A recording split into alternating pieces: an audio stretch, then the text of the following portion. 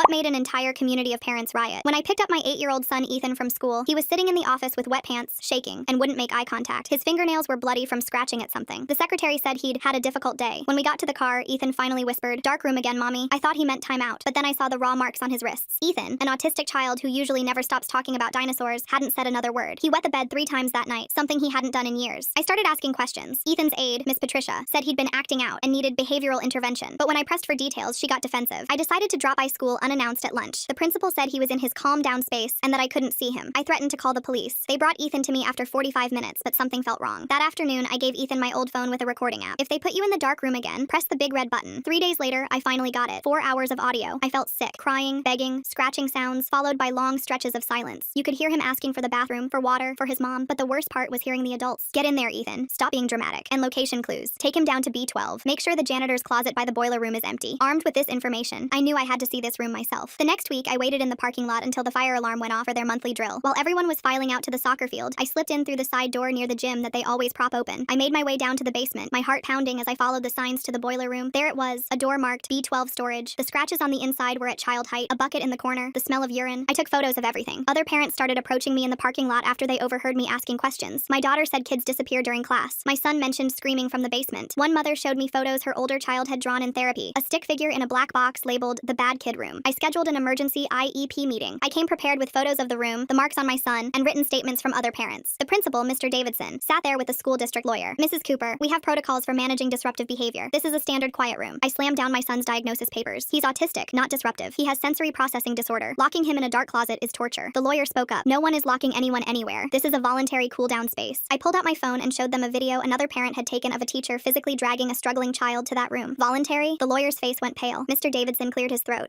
We'll need to review that footage." I stood up, my hands shaking with rage. "Review it? That's my baby you've been torturing. He's 8 years old." My voice cracked. "He still sleeps with a dinosaur nightlight, and you've been locking him in a pitch-black closet like he's some kind of animal." The room was silent. Miss Patricia wouldn't even look at me. That's when I went nuclear. I called CPS from the meeting room. "I need to report systematic child abuse at Central Elementary. Multiple autistic children are being locked in isolation rooms without food, water, or bathroom access." The principal's face went red. "Mrs. Cooper, this is extremely inappropriate." I cut him off and pulled out my phone. "You know what? Let's see what the other parents think." I opened the parents' WhatsApp group. 247 members. I uploaded the audio file. "This is what they do to our special needs kids." My son Ethan begging for water. The principal lunged for my phone. "You can't share that. It's confidential school matters." But it was already sent. My phone was vibrating nonstop. "What the hell is this?" "Calling my lawyer right now." "Everyone come to the school immediately." Parents were sharing the audio to other groups, the PTA Facebook, the District Parents Coalition, the Special Needs Support Network. Through the conference room window, I could see parents storming through the front entrance. The secretary's hands were shaking as she pressed buttons on her desk phone, while parents pushed past her desk and filled the narrow hallway outside the conference room. The district lawyer stood up and opened the door, trying to project calm authority, but 3 fathers immediately surrounded him, demanding to know what the hell was happening to their kids. More parents kept pouring through the main entrance, some still in work clothes, others in pajamas like they'd rushed straight from home. Mr. Davidson grabbed his briefcase and laptop, then slipped out the conference room's back door that connected to his private office. I watched him through the glass partition as he locked his office door from the inside and pulled the blinds shut. The lawyer was backing toward the wall as more parents pressed in, all talking at once, waving their phones with the audio still playing. I pulled out my phone and started recording everything, making sure to capture the lawyer's pale face and the way his hands trembled as he tried to speak over the crowd. The secretary had given up on the phone and was now standing behind her desk looking terrified as parents demanded to know where their children were right now. Within minutes, the school resource officer came running down the hall, his hand on his radio, shouting for everyone to clear the area immediately or face trespassing charges. Parents turned on him instantly, a mother shoving her phone in his face, showing the audio timestamp, while her husband demanded to know if he'd known about the basement room. The SRO kept backing up, repeating that everyone needed to leave school property, but nobody was moving. I pushed through the crowd to where Miss Patricia was still sitting frozen in the conference room and told her I was taking Ethan home right now. She started to say something about dismissal procedures, but I cut her off and walked straight to Ethan's classroom. The SRO followed me, saying I couldn't just remove a student without signing him out, so I turned and asked if he really wanted to physically stop a mother from taking her abused child home while 20 other parents were filming us. He looked at all the phones pointed at him and stepped aside. Ethan was sitting at his desk staring at his dinosaur book, not even looking up at the chaos in the hallway. I gathered his backpack and lunchbox, then took his hand and led him through the crowd of parents who parted to let us through. That evening at home, Ethan sat at the dinner table moving his chicken nuggets around his plate without eating anything. I tried to get him to take just one bite, but he shook his head and kept his eyes down. 20 minutes into dinner, I smelled something and realized he'd wet himself again, just sitting there in silence. He didn't cry or react, just sat in his wet clothes staring at his plate. I helped him to the bathroom and got him cleaned up, then brought my camera to his room where the overhead light was brightest. The marks on his wrists were darker now, purple and yellow bruises in clear finger shapes where someone had grabbed him. I photographed them from every angle, then measured them with a ruler for scale. My hands shook so bad I had to retake several photos. I wrote everything in a notebook, the time, his behavior, how many words he'd spoken since pickup, which was 0. The next morning, I drove straight to the police station and walked up to the front desk saying I needed to file a report about child abuse at Central Elementary. The officer behind the glass looked bored and slid a form through the slot, saying I could fill it out in the waiting area. I pushed it it back and said no, I needed to speak to someone immediately about multiple children being locked in a basement closet. He sighed and buzzed me through to a small interview room where another officer came in 10 minutes later with a notepad. He listened to my story with obvious skepticism, interrupting to ask if I'd actually seen anyone lock my child anywhere, or if this was just something my son had said. I pulled out my phone and played 30 seconds of the audio, Ethan's voice sobbing and begging to go to the bathroom. The officer's whole face changed. He set down his pen and asked me to play it again from the beginning. After 4 minutes, he stopped me and said he needed to get a detective, that this would be handled as a priority case. He gave me an incident number and said someone would call within 48 hours. The next morning, my phone rang at 7:30, and a woman identified herself as Tess Donovan from Child Protective Services. She said they'd received multiple reports about Central Elementary and needed to schedule interviews with me and Ethan as soon as possible. She explained that they could investigate institutional neglect, but warned me that proving intentional abuse versus inappropriate discipline was much harder legally. She said the district would have lawyers and policies to hide behind, that these cases often went nowhere. I agreed to meet anyway, but felt my hope dimming as she talked about how long investigations took and how little power they really had over schools. That afternoon, I was folding laundry when my phone buzzed with an email from the school district's legal department. The subject line was cease and desist, confidential student records, and it was 3 pages of legal threats about privacy violations and defamation. I wonder what the real story is behind Miss Patricia sitting frozen in that conference room while chaos exploded around her. There's something about her silence that makes me curious about her actual role in all this darkness. They claimed I'd illegally recorded minor children without consent and damaged the reputation of dedicated educators with false allegations. They demanded I delete all recordings and posts immediately or face civil and criminal prosecution. My stomach turned to ice, but I forwarded it to 3 different lawyers I'd found online before even finishing reading it. That evening, I saw a notification for a new WhatsApp group called Central Parents Private with a message saying the main group was probably monitored by the district now. Within 2 hours, 12 different families had shared their own stories about their special needs, kids coming home with unexplained bruises or refusing to go to the school. One mother said her daughter had been having nightmares about a dark room for 2 years, but she'd thought it was just bad dreams. Another parent found drawings their son had hidden under his bed showing stick figures in black boxes labeled "Where Bad Kids Go." We realized this had been happening for years, and we'd all been given different explanations. Around 8 that night, I got a call from someone named Libby Duke, who said she was a special education advocate who'd been fighting the district for a decade. She'd heard about our situation from another parent and wanted to offer help pro bono because she'd seen this pattern before at other schools. She knew all the district's tactics, she said, how they'd try to intimidate us with legal threats while destroying evidence and coaching staff on what to say. I accepted immediately, desperate for someone who understood the system we were fighting. 2 days later, I took Ethan for an emergency appointment with a child psychologist my pediatrician had recommended. Ethan walked into her office clutching his dinosaur book, but when she gently asked about school, he dropped to the floor and crawled under her desk. She didn't force him out, just sat on the floor nearby and talked softly about how some places feel scary and that was okay. She documented all his symptoms in detail and started what she called a baseline assessment for trauma treatment. That evening, my phone rang with a blocked number and a man introduced himself as Jules Creech, an investigative journalist with the state newspaper. He said he'd been tracking complaints about isolation rooms in schools for months and had heard about our situation. He wanted to verify the audio and photos, but promised to protect our identities until we were ready to go public. He said he had similar evidence from 3 other districts and was building a larger story about systemic abuse of special needs students across the state. 2 days after talking to the reporter, I opened my email while Ethan was eating breakfast and saw the subject line that made my stomach drop. The district had placed Ethan on home instruction pending a safety review of his needs, effective immediately. They wrote it like they were doing us a favor, protecting him from further trauma, but I knew what this really was. They were kicking my kid out of school because I went public. I stared at the screen while Ethan munched his cereal, not knowing how to tell him he couldn't go back to see his friends or use the sensory room that actually helped him. My boss wasn't going to understand why I suddenly needed to work from home every day. I spent the morning calling around for tutors and trying to figure out how to teach a 3rd grader while handling conference calls. The next week, Tess from CPS showed up at our door with her clipboard and official badge. She seemed nice enough, kneeling down to Ethan's level and speaking softly, but he completely shut down the moment she started asking questions. He pressed himself against the wall and wouldn't make eye contact or respond to anything she said. She tried showing him pictures, using different voices, even pulling out some toys from her bag, but Ethan just stared at the floor and picked at his shirt. After an hour, she gave up and wrote notes about selective mutism and trauma response. She told me the limited disclosure made building a case harder, that kids who can't or won't talk about what happened often don't get justice. I wanted to grab her shoulders and shake her, make her understand that my baby was talking just fine before they started locking him in that closet. Meanwhile, Libby was working on the legal side, filing formal complaints with the state education department about violations of IDEA and 404 laws. She sent certified letters demanding all behavioral intervention plans, functional behavior assessments, and 3 years worth of incident reports. The district had 10 days to respond, but we both knew they'd use every second of that deadline. She warned me they'd probably claim records were lost or never existed. 3 days before the deadline, I got a call from the district's PR director asking me to come in for a resolution meeting. She sounded friendly, said they wanted to make things right for Ethan, but then she mentioned I'd need to sign some paperwork first. When I asked what kind of paperwork, she emailed me a non-disclosure agreement that was 12 pages long. The terms would prevent me from ever discussing anything about Ethan's education, his treatment at the school, or any settlement we might reach. I'd have to delete all my social media posts, destroy the recordings, and never speak to media again. For a moment, I actually considered it, just to make this nightmare end and get Ethan back in the school with proper support. But then I looked at him building with his blocks, humming to himself, and knew I couldn't let them silence us. Jules was hitting them from another angle with Freedom of Information Act requests for all seclusion and restraint logs from the past 5 years. He wanted to see patterns, how many other kids had been locked in those rooms. The district claimed they needed 30 days to compile the records, which he said was standard obstruction tactics. They were buying time to figure out what documents they absolutely had to provide, and which ones they could claim didn't exist. That's when I got the strangest email from an address address I didn't recognize, just random numbers and letters at Gmail. The message was short, saying she'd seen what was happening to the special needs kids and couldn't stay quiet anymore. She signed it ND and said she was a teacher from another wing of the school. We exchanged a few careful messages before she suggested meeting at a grocery store parking lot 2 towns over where nobody would recognize us. I told my mom I was going shopping and drove 40 minutes to meet this woman who might have answers. She was already there when I pulled up, sitting in an old Honda with tinted windows. Nell turned out to be in her 50s with gray streaks in her hair and tired eyes. She'd been teaching for 20 years and said she'd watched the isolation rooms become standard practice over the last decade. She named specific rooms I hadn't even known about, one in the gym storage area, another behind the music room. She described the scripts they were given for documentation, always writing that students were endangering themselves or others, never mentioning how long kids were kept in there. She told me about unwritten policies, how certain kids got labeled as problems and ended up in those rooms for things like stimming or crying. She showed me photos on her phone of incident reports she'd secretly photographed, proving they were doctoring the paperwork. Everything she described matched what we'd been finding. She was shaking as she talked, terrified of losing her pension if anyone found out she was talking to me. The next day, I took Ethan to his pediatrician for a full exam. Dr. Martinez had been seeing him since he was a baby and gasped when she saw the marks on his wrists. She documented everything with photographs, measured the bruising patterns, noted his weight loss and how he'd regressed in his speech and toilet training. She ran her fingers over the scratches on his arms where he'd been clawing at himself, something he'd never done before this started. She had tears in her eyes as she typed up her report, using medical terms like psychological trauma and developmental regression. She filed her own mandated reporter complaint with CPS that afternoon, adding medical documentation to support our case. I sat in my car afterward and cried with relief that finally a professional was validating what I'd been saying. Then the district made their first move, announcing that Miss Patricia was on administrative leave pending investigation, while Mr. Davidson remained in his position. The email to parents blamed individual lapses in judgment and promised retraining for staff. They were throwing Patricia under the bus while protecting the principal who'd created this whole system. The scapegoating made me so mad I threw my phone across the room. The worst part came in a district-wide email the next morning where they defended seclusion rooms as evidence-based behavioral intervention supported by research. They used all this clinical language about de-escalation spaces and therapeutic holds, making it sound like locking terrified kids in dark closets was some kind of medical treatment. They cited studies and included links to articles about managing aggressive behaviors, completely ignoring that most of these kids weren't aggressive at all, just overwhelmed or scared. The gaslighting was so obvious, but wrapped in enough professional terminology that some parents might actually believe it. The next morning, my phone was buzzing with messages from parents planning something big. They'd organized a sidewalk rally for that afternoon right outside the school during dismissal time. I showed up with Ethan staying at my mom's house since crowds would trigger him. Parents held signs saying, "Our kids deserve better," and "Stop the isolation rooms," while keeping to the public sidewalk. There's something odd about Nell meeting in a parking lot 2 towns over just to share information she could have emailed anonymously. Why risk showing her face at all if she's that worried about her pension? When someone handed me a megaphone, my hands were shaking, but my voice stayed steady. We're not here to attack anyone personally, but to demand systemic change for all special needs students. News vans pulled up within minutes, and reporters started interviewing parents. I kept repeating the same message about needing proper training and oversight, not blame. Back home that evening, Ethan had his worst meltdown yet when a car backfired outside. He screamed and threw himself under his bed, covering his ears and sobbing. The next day, I drove to 3 different stores buying noise-canceling headphones, blackout curtains, and 2 weighted blankets. I installed the curtains in his room and the living room, turning our house into a dark, quiet cave. We barely slept anymore since every little sound sent him into panic mode. Tess called me frustrated because when she showed up to inspect the basement rooms, the principal said they were doing maintenance work and she couldn't enter. She filed paperwork for a court order but warned me the process would take weeks. I knew they were down there destroying evidence while we waited for bureaucracy to catch up. Libby was having her own battles with the district, refusing to schedule an emergency IEP meeting. She sent them a formal 10-day notice for unilateral placement, which meant we could enroll Ethan somewhere else and make them pay if they didn't respond. Finally, we had some leverage to force their hand. Jules texted me photos of the FOIA response she'd gotten, hundreds of pages with most of it blacked out, but what wasn't redacted made me run to the bathroom to throw up. The numbers showed seclusion rooms used 847 times just last year, 847 kids locked in those rooms, and nobody said anything. That evening, Nell sent me a photo from her car showing workers at the school loading the B12 door sign into a truck. They were literally painting over the door and removing any trace it existed. I saved everything with timestamps and started backing up all our evidence. I uploaded every photo, recording, and document to 3 different cloud services that night. Then I copied everything onto USB drives and mailed one to my sister in another state, one to my cousin, and kept one in a safety deposit box. Jules said the metadata showing when files were created would be crucial for proving they destroyed evidence after we reported it. 2 days later, a police car pulled into my driveway. The school resource officer stood at my door looking uncomfortable. "Mrs. Cooper, I've been asked to inform you that entering school property again will result in immediate arrest for trespassing." I pulled out my phone and started recording. "Are you threatening me for advocating for my disabled child?" He shifted his weight and looked away. "Just delivering the message, ma'am." After he left, I forwarded the video to Libby, who said it was clear intimidation. The next morning, Libby called excited because a national disability rights organization had reached out. They wanted to file an amicus brief if we pursued litigation and had won similar cases in 3 other states. Their legal team was offering pro bono assistance, which meant free help from lawyers who knew exactly how to fight these battles. The network of support kept growing beyond just our local parents. More evidence kept coming in from other families, including photos of bruises, recordings of kids crying, and medical records showing anxiety diagnoses after starting at Central Elementary. Meanwhile, I had to focus on getting Ethan help. The psychologist finally completed her evaluation after 3 sessions. She diagnosed him with acute stress disorder and recommended he not return to Central Elementary under any circumstances. Insurance would only cover 12 sessions total, which meant 9 more visits. I'd figure out how to pay for more treatment later, but at least now we had official documentation that the school had hurt him. Ethan still wouldn't talk about about what happened in that room. He'd just shake his head and hide under his weighted blanket whenever I tried to ask. The psychologist said forcing him to talk could make the trauma worse, so we had to wait until he felt safe enough. Some nights he'd wake up screaming, "I'll be good," over and over until I held him and promised he never had to go back there. The principal sent another letter full of legal language about how they were conducting an internal investigation and would implement new training protocols. More empty promises wrapped in fancy words while they covered their tracks. Parents kept messaging me with their own horror stories and asking what they could do to help. We started a private Facebook group that grew to over 300 members in 2 days. Everyone sharing evidence and comparing notes about what their kids had experienced. The pattern was clear that they targeted the most vulnerable kids who couldn't defend themselves or clearly communicate what was happening. 2 days later, I got a letter from the district's lawyer saying I was now classified as a disruptive parent and couldn't contact any school staff directly anymore. Everything had to go through their legal department, which meant more delays and more paperwork while kids kept suffering. I scanned the letter and added it to our growing file of evidence showing how they were trying to silence us instead of fixing the problem. The other parents in our Facebook group got similar letters, and we realized they were trying to isolate us from each other and from any teachers who might want to help. My phone rang while I was reading through more parent messages, and it was Ansel from work asking me to come in for a meeting about all the days I'd been missing. I sat across from him in his office while he explained that the company understood family emergencies, but I'd used up all my sick days and vacation time already. They could offer FMLA leave, but it would be unpaid, and we needed my paycheck to cover Ethan's new therapy sessions that insurance wouldn't touch. I had to choose between keeping my job to pay for his treatment or being there to fight the school, and I felt trapped either way. That night, I opened our savings account and transferred everything we'd saved for our vacation to the checking account to pay for private occupational therapy. The next morning, I went to the pawn shop with my grandmother's jewelry that she'd left me when she died and got $300 for pieces that meant everything to me. We canceled our cable and internet, keeping just basic phone service, and I started skipping lunch to save that money for Ethan's sessions. Every penny we could scrape together went toward helping him recover from what they'd done to him in that basement room. Tess called to tell me CPS finally got their court order to inspect the school's basement, but the district was stalling with claims about construction permits and asbestos testing that would take weeks to complete. She sounded frustrated, but said her hands were tied and they had to follow proper procedures, even though we all knew the district was just buying time to clean things up. More waiting while other kids were probably still being locked in those rooms, and there was nothing we could do about it legally. Jules sent me a draft of his article before it went live, and seeing everything written out with quotes from 7 different families made it real in a way that was hard to process. The next morning, his story was on the front page of the newspaper's website, with the audio transcript excerpts and photos we'd taken of the scratches inside that closet. Within hours, it had been shared thousands of times, and the school's phones were ringing non-stop with angry calls from people across the state demanding answers. The exposure felt good, but also scary because now everyone knew our story, and I worried about backlash against Ethan. The school board announced a special meeting for the following Tuesday with strict rules about public comments being limited to 2 minutes each and no visual aids or recordings allowed. They were clearly trying to control the narrative and prevent us from showing the evidence we'd gathered, but we decided to prepare anyway. Every word would have to count in those 2 minutes, and we needed to make them impossible to ignore. Libby came over that weekend to help me write a statement that would fit the time limit but still convey the horror of what they'd done to our kids. We practiced over and over until I could deliver it without breaking down, because controlled anger would be more powerful than sobbing through it. She timed me with her phone while I stood in my living room reciting the words we'd carefully chosen to maximum impact. Tuesday night, the auditorium was packed with parents and media, and you could feel the tension in the air as the board members took their seats looking uncomfortable. When my turn came, I walked to the microphone and started playing the audio of Ethan crying and begging for water before the board's lawyer jumped up yelling about privacy concerns. He reached over and cut my microphone, but those 30 seconds of my baby's voice had already filled the room, and parents were shouting in anger while board members shifted in their seats. The crowd erupted with people standing up and demanding they turn the mic back on, but the board president just called for order and moved to the next speaker. Vicky Davenport took the microphone next and described finding similar marks on her daughter's wrists after she'd been kept in isolation in a different grade with completely different staff members. The pattern was clear now that this wasn't just one bad teacher, but a systematic problem throughout the school, and board members couldn't pretend anymore that these were isolated incidents. Parents around the room were nodding and whispering to each other as more pieces of the puzzle came together, showing how widespread this abuse really was. Something feels calculated about how the district lawyer just happened to cut that microphone right when Ethan's voice filled the room. They knew exactly what they were doing to control this meeting. The union representative stood up and argued that teachers hadn't been properly trained on how to handle special needs students, and they were just following what they thought were approved procedures. She kept shifting blame to district policies and lack of resources while defending individual teachers, saying they were doing their best in difficult circumstances. It made me sick hearing her act like locking terrified children in dark closets was somehow understandable because of budget problems or training gaps, when any decent human being would know that was wrong. The public comment section started, and Tess stood up from her seat near the back. She walked straight to the microphone and pulled out her badge. She said CPS was actively investigating, and anyone with information should contact her office immediately. The board members started shifting in their seats and looking at each other. More parents lined up behind her to speak. Each one told their story about their child being locked in that room. Some had photos of bruises and scratches. Others had medical records showing anxiety diagnoses that started after their kids entered Central. The board president kept trying to cut people off, saying their 3 minutes were up. Parents just kept talking over him. Security guards moved closer but didn't actually do anything. The meeting went on for 4 hours until they finally called it closed. The next morning, my phone started buzzing at 6 a.m. with texts from other parents. The local news website had posted that Davidson was on administrative leave pending investigation. The district released a statement saying they were cooperating fully, but still wouldn't admit anything was wrong. It felt like such a small win after everything they'd done to our kids. 2 days later, I got an email from a law firm representing Patricia. They demanded I remove all posts mentioning her name from social media within 24 hours or face legal action. The letter claimed I was defaming her character and causing emotional distress. I screenshot it and posted it to the parent group group asking for advice. Within an hour, 12 other parents had gotten the same letter. Some immediately deleted their posts because they couldn't afford a lawsuit. Others changed Patricia's name to Miss P in their posts. The fear was spreading through our group. Then Jules texted me a screenshot someone had leaked to him. It was an internal district email marked urgent, requiring all staff to preserve any documents related to seclusion rooms or behavioral interventions. The email specifically mentioned anticipated litigation and regulatory investigations. Jules added it to his follow-up article that afternoon. The district's lawyers were clearly preparing for something big. That same night, Ethan woke up screaming at 2 a.m. He was soaked in sweat and shaking, so hard his teeth were chattering. I held him and rocked him, but nothing helped. The screaming went on for 3 hours straight. I logged everything in the notebook his treatment team had given me. The time it started, what might have triggered it, how long it lasted. This was the 5th night in a row. I was running on maybe 2 hours of sleep and could barely function. Coffee wasn't even helping anymore. My hands shook constantly from exhaustion. Work was calling asking when I'd be back, but I couldn't leave Ethan alone. During one of Ethan's therapy sessions, Libby called with news. She'd found a spot at a therapeutic day program one district over. They had special rooms with soft lighting and no locks. The staff were trained in working with kids who had trauma. It wasn't perfect, and insurance would only cover part of it, but it was better than keeping Ethan home forever. We scheduled a tour for the next week. The drive took 45 minutes, but Ethan stayed calm listening to his dinosaur podcast. The building looked nothing like Central. Everything was painted in soft colors with lots of windows. The director met us at the door and got down on Ethan's level to introduce herself. She showed us the sensory room with its bubble tubes and weighted blankets. The quiet space had beanbags and soft music, with the door always open. Staff explained how they used picture cards to help kids communicate when they were upset. They showed us the schedule board where everything was predictable and clear. Ethan stayed pressed against my leg the whole time. He didn't have a total meltdown though, which felt like progress. They suggested starting with just a few hours to see how he did. The next Monday, we tried a half-day visit. I sat in my car in the parking lot the whole time with my phone ready. After an hour, they texted that Ethan was doing okay. He'd gotten scared when the bell rang, but the aide had given him noise-canceling headphones. At snack time, he'd eaten his crackers at a table by himself while the aide sat nearby. No one forced him to join group activities. After 3 hours, they called saying he was getting tired and should probably go home. When I picked him up, he wasn't crying or scratched up. He even said bye to the aide. It was the first positive school experience we'd had in months. We kept doing half-days for 2 weeks, slowly building up his tolerance. Meanwhile, the district's insurance company reached out through our lawyer. They wanted to meet about a possible settlement. The number they offered was insulting, barely enough to cover Ethan's therapy bills. Plus, we'd have to sign papers saying we wouldn't sue or talk publicly about what happened. No admission of wrongdoing and no promise to change their policies. They just wanted this to go away cheap and quiet. I wanted to tell them exactly where to shove their offer, but part of me wondered if I should take it for Ethan's therapy. The decision was tearing me apart. Then Tess called with an update. CPS had finished their investigation and substantiated institutional neglect. She was referring the findings to the DA's office for possible criminal charges, but she warned me not to get my hopes up because proving intent was almost impossible. The system protected itself even with mountains of evidence. 2 days later, Nell sent me screenshots of the affidavit she'd filed with the state board detailing everything she'd witnessed in B12. Within hours, she was getting called into meetings with union reps who kept reminding her about solidarity and not breaking ranks. Other teachers stopped eating lunch with her, and suddenly her lesson plans needed extra review from admin. She texted me photos of passive-aggressive notes left in her mailbox about team loyalty and protecting the school's reputation. By Friday, she was sending out resumes to districts 3 counties over because the principal's secretary told her that her contract probably wouldn't be renewed next year. I watched this woman sacrifice her career for telling the truth about what they did to my son and could only send her gift cards for gas money while she drove to interviews. The following week, Tess called with news from the DA's office that made me throw my phone across the kitchen. They weren't filing criminal charges because there was insufficient evidence of criminal intent, and the isolation room usage fell into a gray area of poor professional judgment rather than prosecutable abuse. The prosecutor's letter said policy violations were a civil matter for the school board to handle internally and recommended we pursue administrative remedies through proper channels. I drove to the courthouse and demanded to see someone higher up, but the receptionist just handed me another copy of the same letter and said the decision was final. The rage burned so hot I had to sit in my car for 20 minutes before I could drive home safely. 3 days after that disappointment, an official envelope arrived from the state education department announcing they were opening a compliance review of the district's special education practices. The letter said Central Elementary had 60 days to submit a corrective action plan addressing the violations identified in their preliminary investigation. Libby called it bureaucratic theater, but said having it on record would help our civil case because it established a pattern of non-compliance with federal disability laws. I spent that afternoon scanning every page and uploading them to the shared folder she'd created for evidence. The next Monday, I met Vicky and another mom whose daughter had also been locked in B12 at Libby's office to sign paperwork for a civil lawsuit. The retainer agreement made my stomach drop because we'd need $5,000 just to start and potentially tens of thousands if it went to trial. Libby explained we were seeking both monetary damages for the trauma and an injunction to prevent them from using isolation rooms ever again. Vicky's husband had already taken out a loan against their 401k, and the other family was selling their boat to cover legal fees. I signed knowing we didn't have the money, but someone had to make them pay for what they'd done. 2 weeks into March, Mr. Davidson announced his retirement effective immediately for personal reasons. The school board approved his exit package with full pension and health benefits, plus a glowing letter of recommendation for his years of dedicated service. Miss Patricia got transferred to a curriculum development position at the district office with the same salary and no student contact. Not one word about why these sudden changes happened or any admission that they'd done anything wrong. Parents were posting angry comments on the district Facebook page, but they kept deleting them and eventually turned off comments entirely. The next week, the district sent out a press release about converting the basement storage areas into supply rooms as part of their proactive improvements to learning environments. They hired a photographer to take pictures of B12 filled with boxes of printer paper and cleaning supplies, like it had never been anything else. Patricia getting a cushy district office job with the same pay makes me question who she knows at the top. Davidson's golden parachute retirement package seems awfully generous for someone under CPS investigation. The timing of these personal reasons feels too convenient. The gaslighting made me physically sick watching them pretend they were making positive changes instead of covering up years of abuse. They even quoted the superintendent talking about their commitment to excellence and creating safe spaces for all learners. Meanwhile, Ethan started at the Therapeutic Day program 3 mornings a week, while I drove him to private occupational therapy on Tuesday and Thursday afternoons. Some days he'd line up his dinosaur toys and tell me facts about velociraptors for an hour straight, which felt like having my old son back. Other days I'd find him hiding in the bedroom closet with his hands over his ears rocking back and forth. The therapist said trauma recovery wasn't linear, and we had to celebrate small victories like him asking to use the bathroom instead of having accidents. Progress meant him sleeping through one night without screaming or eating lunch without checking under the table first. My boss cut my hours to part-time after I missed too many shifts for therapy appointments and court meetings. We sold my car to cover 2 months of therapy bills, and I started taking the bus to work at 5 in the morning. I joined local buy-nothing groups asking for weighted blankets and sensory toys, swallowing my pride when neighbors dropped off bags of hand-me-down therapeutic equipment on our porch. One woman slipped an envelope with $200 cash under a box of fidget toys with a note saying she was sorry for what happened. The community support helped, but losing half my income while therapy costs tripled was drowning us in debt. The town split hard over the lawsuit, with people taking sides in grocery store aisles and soccer game sidelines. Former friends would see me at the pharmacy and suddenly remember they needed something in another aisle. Parents who used to arrange playdates stopped responding to texts, and Ethan's birthday party invitations got ignored. The PTA president told me I wasn't welcome at meetings anymore because my presence was disruptive to the school unity. Meanwhile, other parents would grab my arm at pickup and whisper thank you for fighting when they were too scared to speak up. 6 months after his first article, Jules called to tell me he'd won a regional journalism award for his investigation into isolation room abuse. The story had been picked up by education advocacy groups nationwide, but local media had already moved on to covering budget debates and football season. He mailed me a framed copy of the award with a note saying the documentation would matter for future families, even if the news cycle had forgotten us. At least someone would remember what really happened in that basement room when the district tried to pretend it never existed. 2 weeks later, the CPS investigator showed up at my door with a thick folder and a tired expression. She sat at my kitchen table flipping through pages while I made coffee with shaking hands. She pushed the report across to me and pointed to the findings section where it said, "Neglect substantiated," in bold letters. The investigator explained they could offer trauma therapy referrals for Ethan and recommend policy changes to the district. I asked what would actually force the school to stop using isolation rooms. She looked down at her coffee and said CPS could only investigate and recommend, but had no power to make the district do anything. The most they could do was add this to the school's record and hope the district would listen to their suggestions. I slammed my hand on the table so hard the coffee cups jumped. She handed me a list of therapists who specialized in trauma recovery and left without making eye contact. 3 days later, my lawyer called saying the district wanted to settle. I drove to his office where he had papers spread across his conference table showing their offer. They would cover all of Ethan's therapy costs plus additional damages, but there was a catch. The settlement included a limited confidentiality clause that meant I couldn't discuss specific settlement amounts or terms. My lawyer explained we could still talk about the abuse itself, just not the financial details. He said we could fight it in court, but that would take years, and Ethan needed help now, not when he was 11. I stared at the number on the paper, knowing other families were still fighting their own battles. My lawyer reminded me that getting Ethan treatment was the priority, and the settlement would guarantee he got the best care immediately. I picked up the pen, feeling like I was betraying every other parent whose kid was still suffering. The pen felt heavy as I signed my name on each page. My lawyer filed the papers that afternoon while I sat in my car crying, because taking their money felt like letting them win, even though I knew Ethan needed the therapy more than I needed my pride. The next morning, the district sent out an email blast announcing new policies. They were banning all use of seclusion rooms effective immediately and requiring mandatory crisis intervention training for all staff. The email made it sound like they were being progressive leaders instead of being forced into it by lawsuits and media pressure. Davidson was quoted saying the district was committed to supporting all students with compassion and evidence-based practices. I wanted to throw my phone, but at least the rooms would be gone even if they were pretending it was their idea. Later that week, Nell texted me that she'd been transferred to a school across town. She said the official reason was staffing needs, but everyone knew it was punishment for speaking up. Her new principal treated her like a troublemaker from day one, and other teachers avoided her in the hallways. She sent another text saying she'd do it all again because at least those rooms were finally gone. 2 months passed with Ethan going to therapy twice a week. One Tuesday night, I was folding laundry when I realized it was past 9 and Ethan was still asleep. I crept to his door and peeked in to see him sleeping peacefully without his dinosaur nightlight for the first time since everything happened. I stood there watching him breathe steadily with no signs of nightmares. The next night, the terrors came back and he wet the bed again. But that one peaceful night showed me healing was possible even if it wasn't a straight line. I started writing about our experience on my laptop while Ethan was at therapy. I typed out everything I wished I'd known about recognizing institutional abuse and navigating the system. I included warning signs to watch for and questions parents should ask. I posted it on my blog that usually only had recipes and vacation photos. Within days, my inbox was full of messages from parents saying the post helped them recognize what was happening to their own kids. One mom said she'd printed it out and brought it to her IEP meeting. Another dad said it gave him the courage to file a complaint about his daughter's school. Each message made me feel like maybe something good could come from our nightmare. I cleared out a shelf in my bedroom closet and put a box there with everything from this fight. The photos of room B12 went in first, followed by the audio recorder I'd given Ethan. I added copies of every email and document plus the CPS report and settlement papers. My husband asked why I was keeping it all when it was over. I told him it wasn't dwelling but staying ready because they'd hurt my baby once, and I'd never trust any school completely again. Every time I put Ethan on the bus, I thought about that box and promised myself I'd burn the whole system down before I'd let anyone lock him in a dark room again. Alright, that's a wrap from me. Really appreciate you sticking around while I poked at all those questions. Hopefully my wondering was at least a little useful. Catch you in the next one. Like the video. It helps more than you think.